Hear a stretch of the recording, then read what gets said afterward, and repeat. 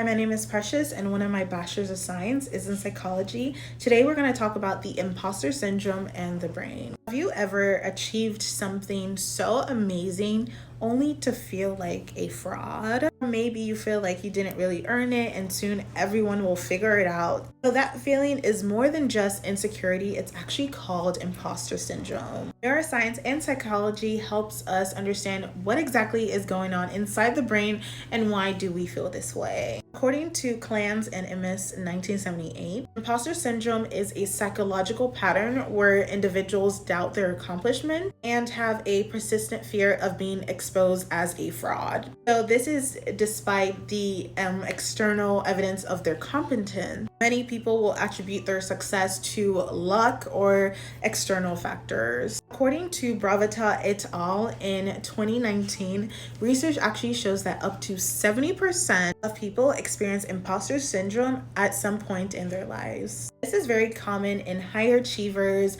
graduate students, or individuals in very demanding fields. The explanation for this phenomenon goes beyond personality traits or social pressure. It has roots in how the brain processes threats, emotions, and self-evaluation. So let's talk about the neuroscience behind imposter syndrome. Neuroscientifically, imposter syndrome appears to be linked to hyperactivity in specific brain regions that are associated with fear, self-reflection, and error detection. So the prefrontal cortex, which is the part of our brain that is responsible for self-regulation and executive function, may become overactive during tasks that demand perfectionism or comparison. So according to Kumar and Jakiski in 2006, this overactivity can cause individuals to be more hypersensitive to perceived errors and mistakes, which reinforces the internal narrative that they are not just good enough. Now, the amygdala, which is the emotional side of our brain, is responsible for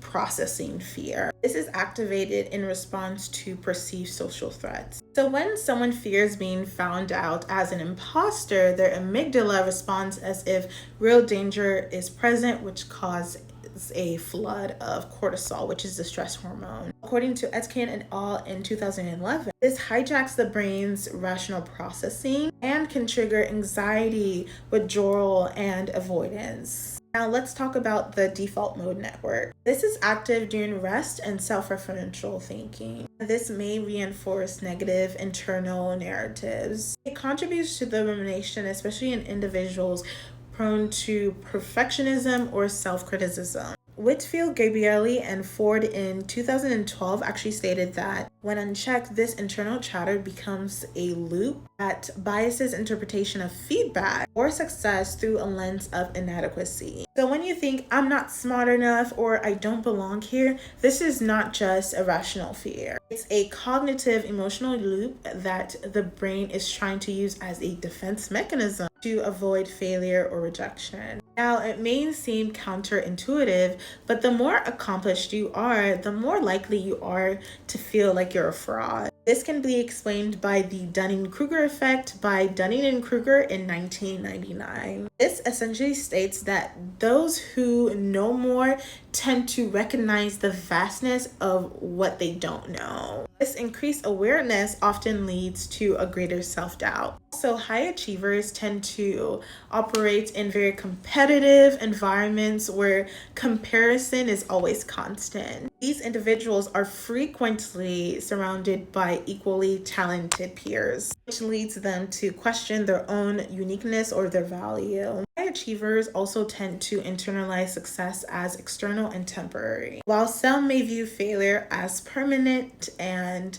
internal. This distorted attribution style is actually associated with an increased activation in the anterior cingulate cortex. This is a region that is involved with error detection and emotional response to social evaluation. Many high-performing individuals tend to develop very perfectionistic standards in their early life. This is often a response to conditional praise or academic validation. So when their identity becomes fused with performance, even small setbacks can feel like existential threats. This makes imposter feelings more likely to emerge and persist. So, imposter syndrome is not a sign of low capability. It often reflects a heightened sense of responsibility. Also, self-awareness and fear of not meeting internalized expectations. The good news is that imposter syndrome is not fixed. I'm going to give you some strategies that you can use to beat this, okay?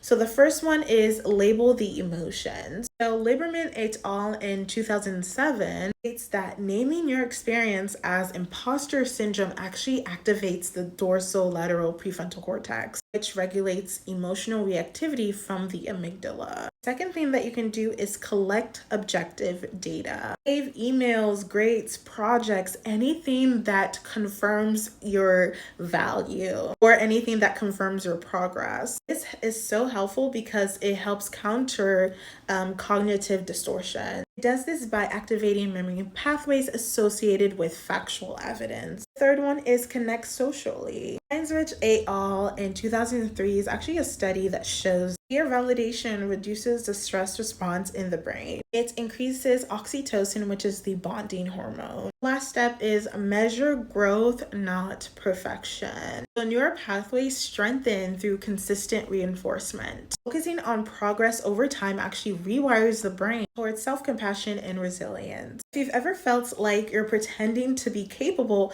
I want you to remember this. Your brain is powerful, but it doesn't always tell the truth. Imposter syndrome may be loud, but it isn't accurate. You earned your seat, you belong in every room you've entered, and the journey is just beginning. That is all for this video. Let me know if you have any questions, comments, or concerns, and let me know if there's anything that you'd like me to further expand on. Bye. Also, the sources I used for this video will be linked in the caption of this video.